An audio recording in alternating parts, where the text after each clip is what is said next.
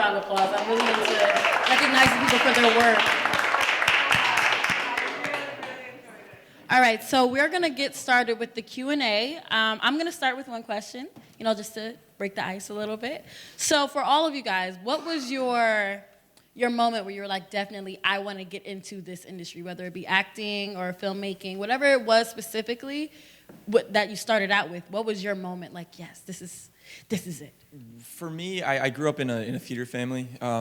Both my parents were actors and my father was a fight choreographer, so I always was going in and out of theaters. And I remember being very young, and specifically I was watching my dad work developing an illusion of someone disappearing in the show. And I remember watching the rehearsal of it and watching somebody crafting something that seemed impossible to me, something that seemed like magic, and seeing the way it was built, and then getting to see it from the audience and watch the way that everyone reacted to it was one of the most special things. And I really fell in love with, one, the rehearsal process, and being able to curate an experience for an audience and try and share, and in storytelling in lots of different ways. But I remember that specifically being a moment of the work, of watching something being built, and really and then the payoff of it, and just falling in love with the effort that goes into building something creative.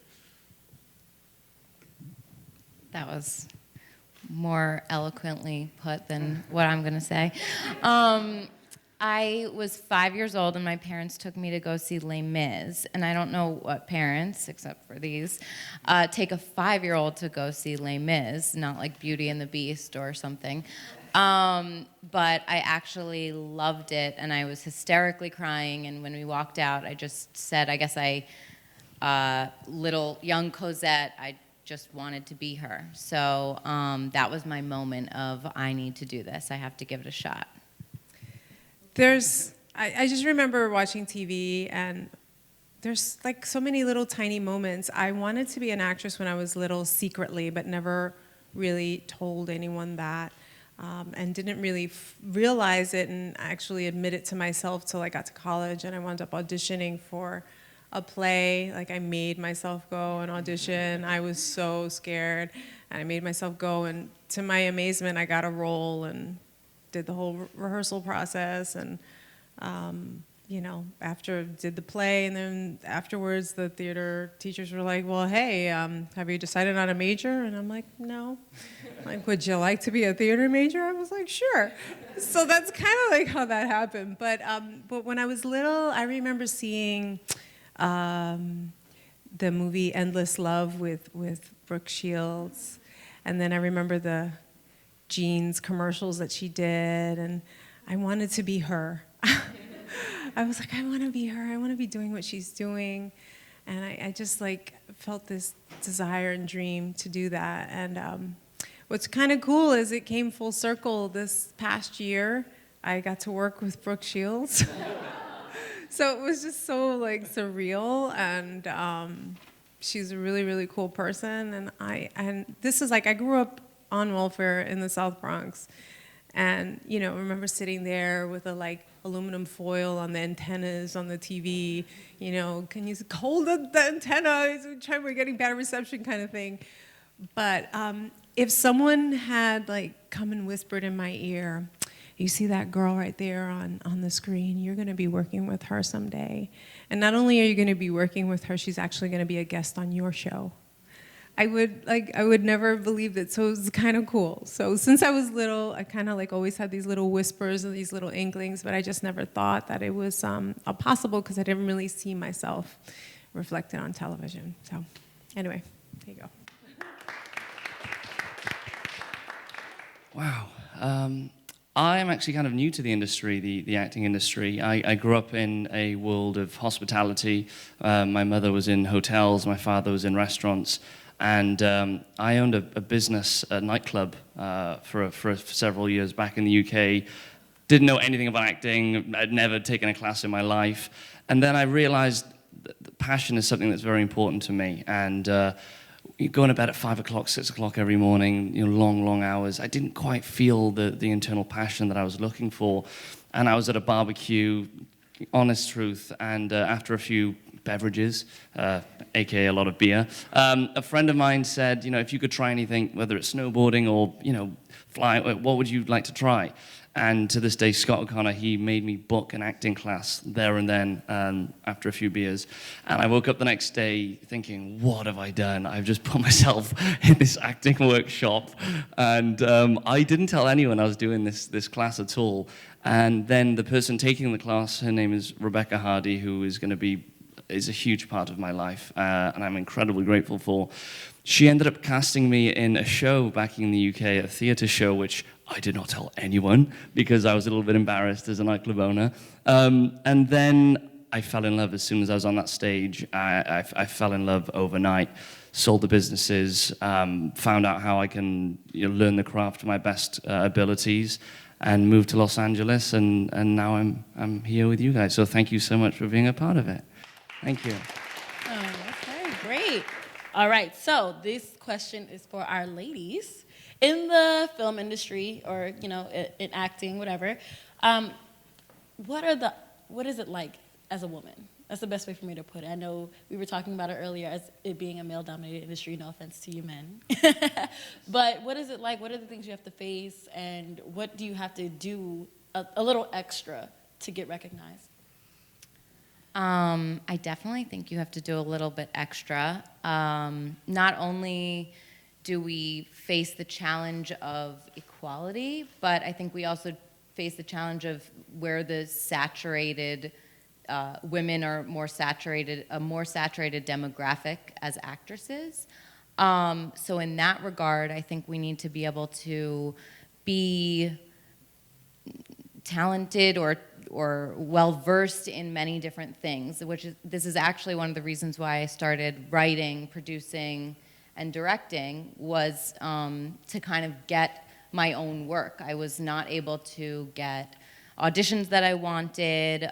You have to, there are so many barriers to entry in this industry and in many industries, but when I first started, everyone was like, well, yeah, so you need an agent. And I was like, oh, great, how do I get that? And people started telling me, you need a reel. Well, how do I get a reel? You need auditions. How do I get auditions? Oh, you need an agent. Oh, okay. So I started to create my own work in order to create a portfolio for myself. I don't know if that really answers your question. It does. So I'm really not sure how to answer your question.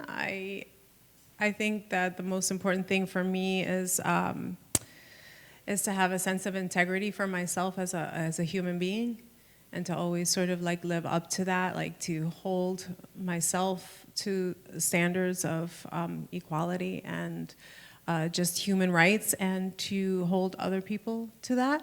And so this is maybe just turning a little bit away from, so definitely I agree, that resonates very much for me, what you said about producing your own work. But then on the other hand, there are, situations where women might find themselves in, I mean, I guess men could too, but women might find themselves in terms of like the Me Too movement and all of those things. And that's something that women have had to deal with for a very long time. But I always knew, like for myself, when I first started in the business, that was a possibility. There was like the casting couch. Everybody's always known about that. And I always knew that that could possibly happen to me. And I made a decision very early on that I would not ever compromise myself or put myself in a position that would not be good for me, for my own soul. And so I've had some experiences in the past with working name people, and I made certain choices and decisions that I knew, probably wouldn't help me get ahead in the business. But I was like, I'm sorry, but if I'm gonna make it in this business, it's gonna be on my own merit. It's going to be, and I'll never be, I'll never walk into a casting situation, a party, on a set or anything, and anyone ever be able to say something disparaging about me. And so, so that was something sort of like a decision I made as a female. I knew that could happen to me, or I could be in a situation. So I don't know if that's answering That the answers question or not. It's but- up to whatever you guys want Yeah. to say. Answer the question. All right, awesome. So I'm going to open this up again. Thank you. Hi. My question is for all of you guys, and I just ask, what do you say to young people now who, I guess, want to pursue a career in acting or just film or producing or anything, who are probably like worried about the future or just the industry? And I also think it's just a changing industry, and how do you see it changing? Yeah, that's all I have.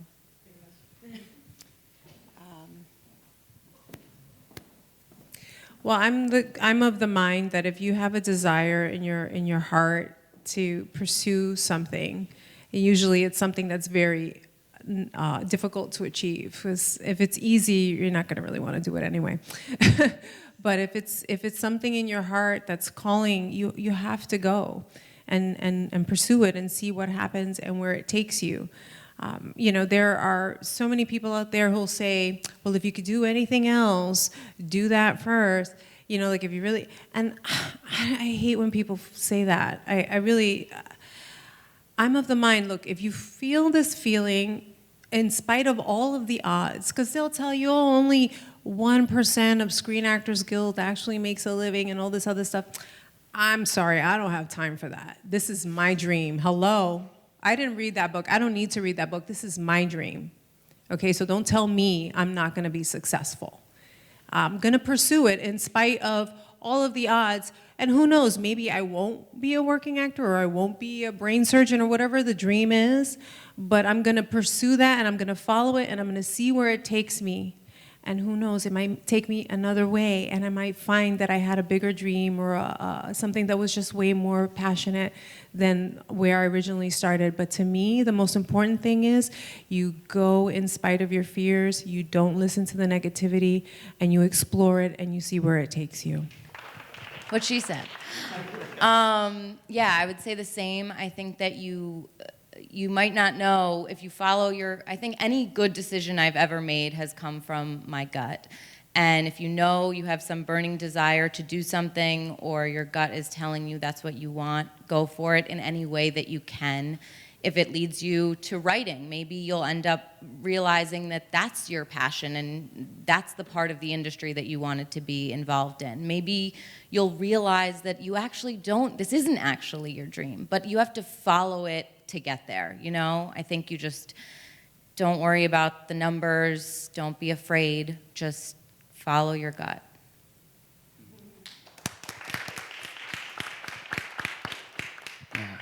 Wish I had heard both pieces of advice when I was younger. That was great. Yeah.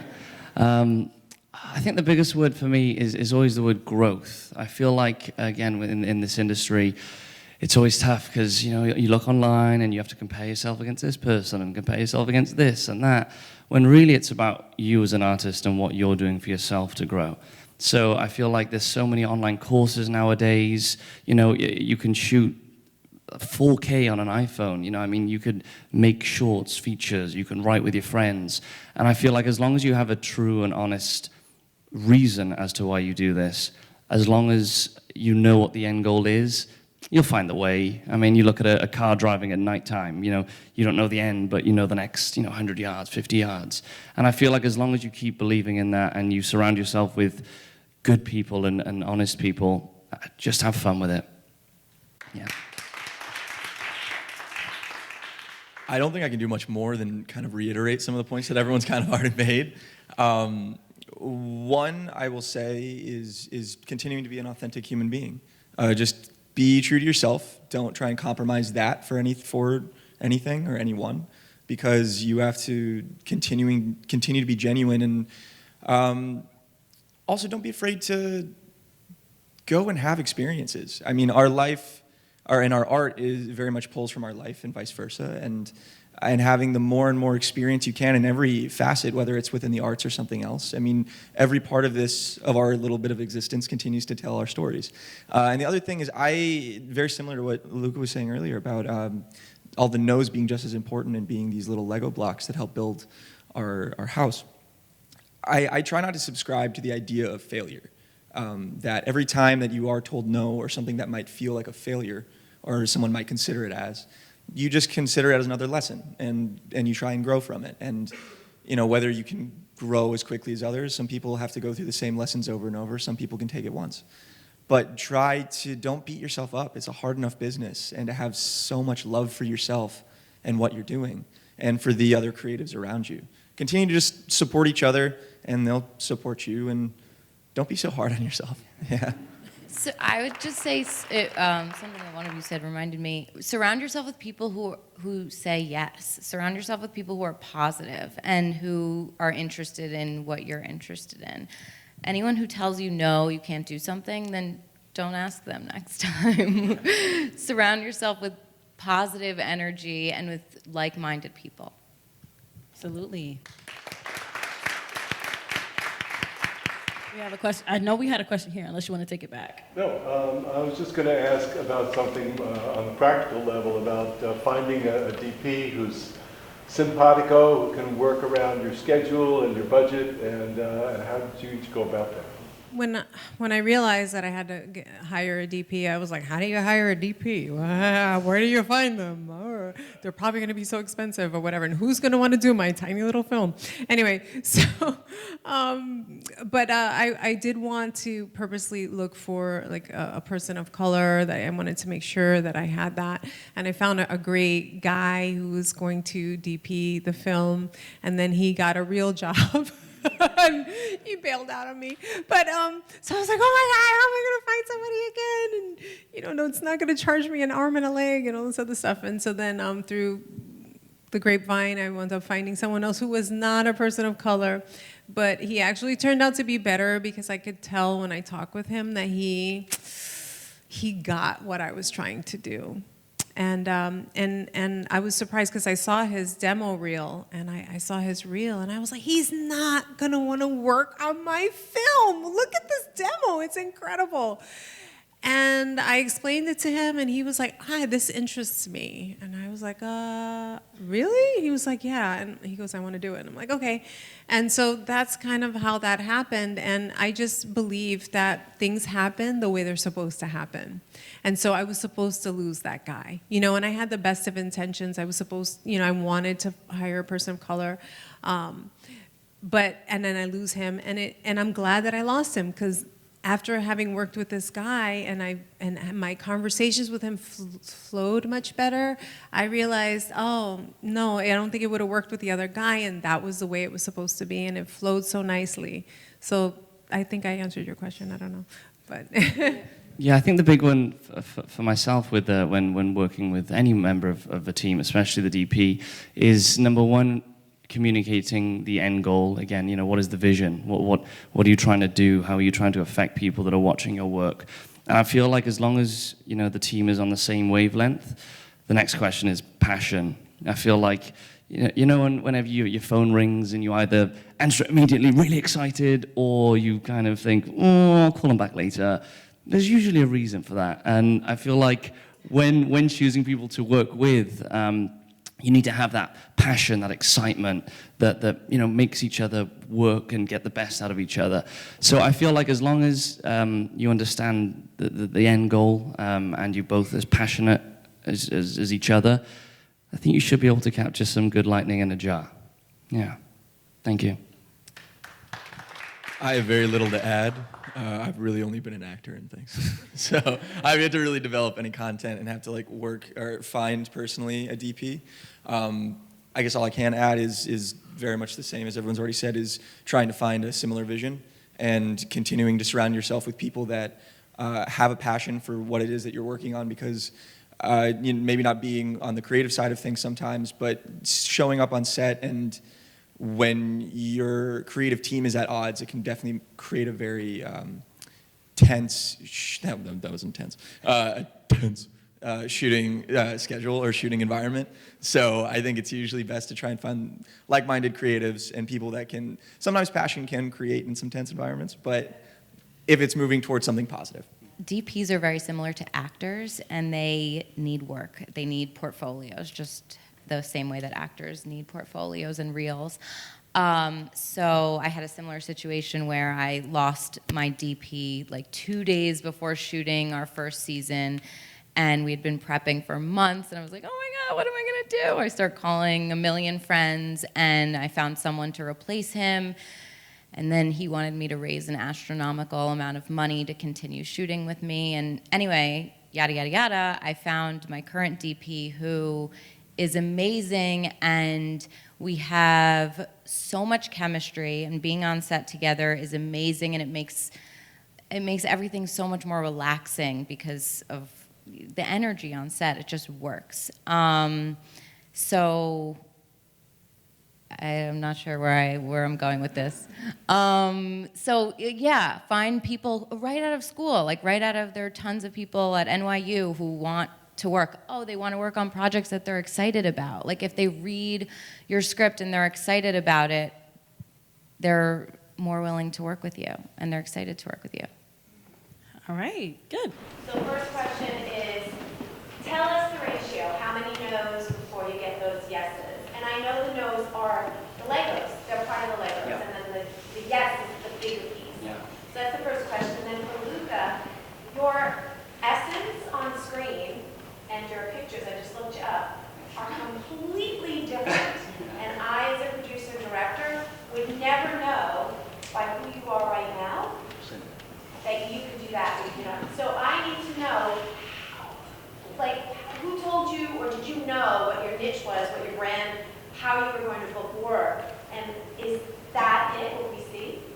Or are you just a fabulous actor? So that's the question. For the no to yes ratio, I would go somewhere like 100 to 1, something insane. Yeah, something ridiculous. I remember for myself, one of the most humbling experiences was like the 9 months of not booking anything after a big project, and I had the hubris of youth and was like, I'm going to book everything. And as a lot of people in this business know, that's not the case. So, I mean, yeah, it can be an asterisk. I have a Vimeo account that's like hundreds of videos that I just did not book. I mean, it can be a lot. 100 to 1 sounds about right. This has been a really big topic for me this year in terms of the ratio of no's to yes, because the fact that the majority of my friends and family don't come from this industry, they see all the great things. Oh, well done. I saw you did this and I saw you did that, which is great. But this year in particular, I've been so close to so many roles, which is great, but as an actor, it's like, oh, is this going to be the one? Come on, I'm working so hard. And then you get excited and you're kind of on standby, am I going to fly out? And then it's like, they went with someone a bit older, or they went, and there is nothing you can do as an artist. You just have to trust what you do, work hard, and then see what happens in the end. And I recently listened to a podcast with Kevin Hart, and he mentioned that he counted the amount of no's it took before he actually made it, and it was 3,609. And what was that? I thought you said it was more. I mean, I think it was around that. Don't you know? But the point with the Lego blocks is, if we focus just on the no's, on what we didn't have instead of what we do have, like amazing moments like this with very, very creative individuals, we miss it. We miss living in the moment of today, of doing what we want to do, and we just focus on the negatives and the negatives. So whatever the ratio is, sod it, excuse my French, British term. But I think we just need to focus on the yeses and even the no's are yeses, like I mentioned earlier. Well, it's interesting because I've been doing this for a very long time. And back in the day when I didn't get a role, I would be really, really heartbroken and just like sad and all these other things. And I would also get really nervous about auditions. I still can get nervous. It just depends on the situation. But I've been auditioning so much lately, and it's kind of fun to be in that position again, because being on a show for 5 years, it took me out of the game a little bit. And so every time an audition would come up, I'd be like, oh my God, how do I do this again? Like, it's like so different to audition versus to actually be filming the project.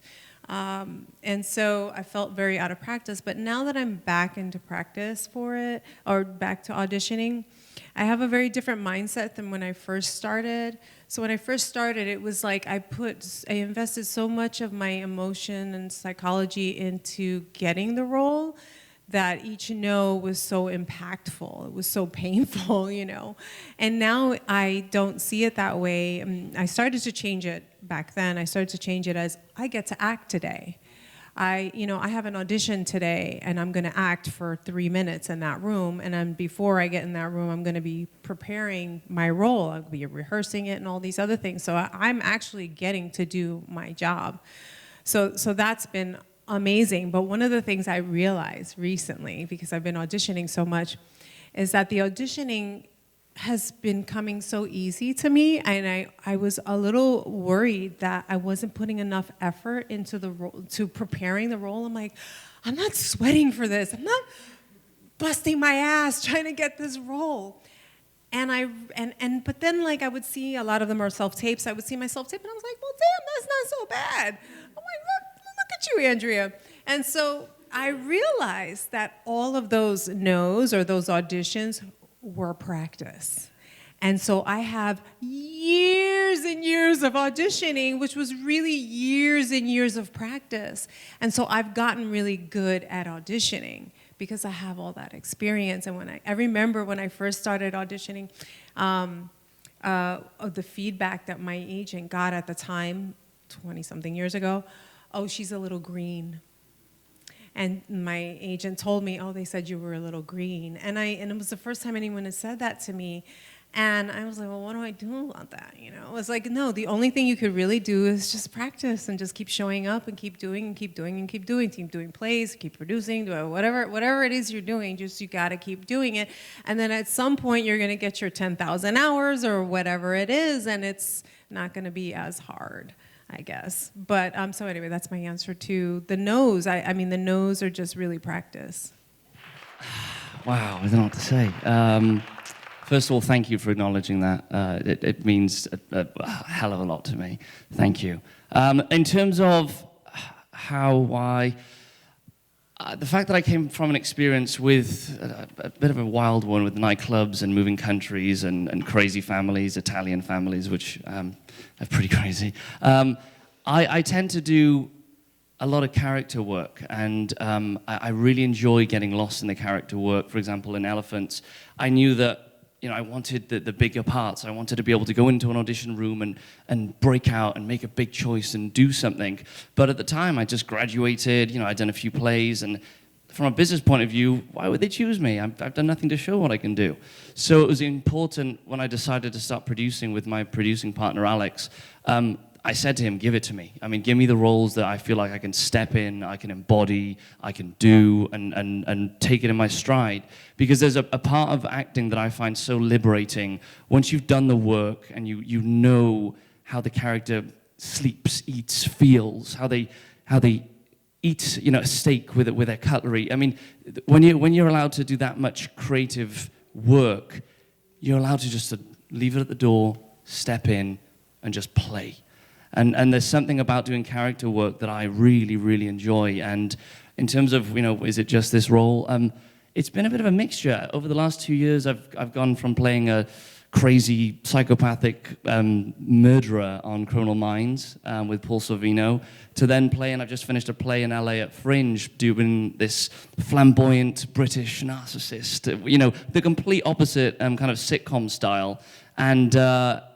And the real answer is, I will read the script if I can connect from a personal level through my life experiences and feel like I can do the role justice, give it to me. Because I'm really excited to be able to show what I can do in this industry. So I kind of was thinking something along the lines of her. So when I saw your film and then I saw you come up, I was like, wow, that's different. That's a different energy. I would never, just looking at you right now, I would never imagine you playing that kind of character or being able to play that character. I mean, as an actor, I know that actors can do all kinds of things, but sometimes people in the industry are very limited. Even the casting directors, and you have to spell it out for them on some level. to show them that you can do it. And so maybe on face value, you know, your picture might not represent that.